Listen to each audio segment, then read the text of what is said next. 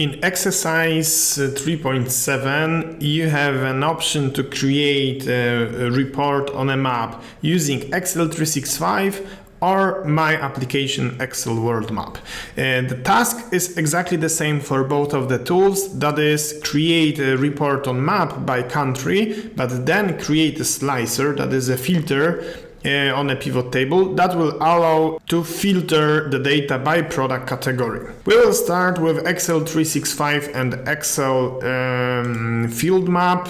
So I'm placing my mouse cursor on a table and I will insert now a pivot table in the new worksheet. Then I will use the country and sales to create a pivot table. About pivot tables, I'm talking thoroughly on a separate course. I'm summing in the pivot table the sales, and now I can insert a slicer by category and filter the data in here in my pivot table. And this is the beginning of this exercise.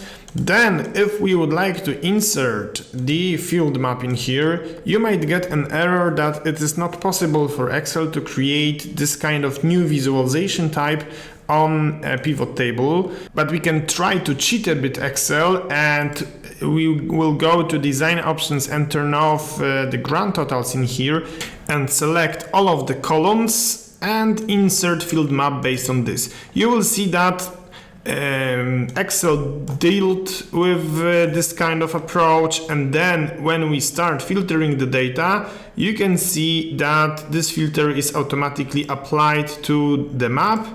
We can insert the data labels, we can format the data in a pivot table to have less decimal places and the thousand separator, and you can try to insert the map. You can turn off the shapes if you wish, and you can start filtering the data, and you can see that this map works now perfectly. If you'd like to use the Excel World Map, you need to enable the content to allow the macros, and you can go back to the sales table and insert another pivot table, but this time we will place it in the existing worksheet, which is the map, somewhere on the right in the map worksheet. Then we will do exactly the same, which means we will place here the country and also sales, and also create a slicer on category field. I will move the slicer next to the map.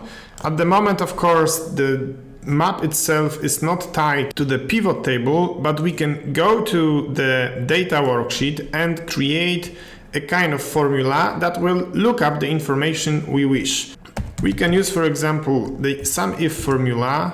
In the column A, we will find this country name, then let's sum of sales.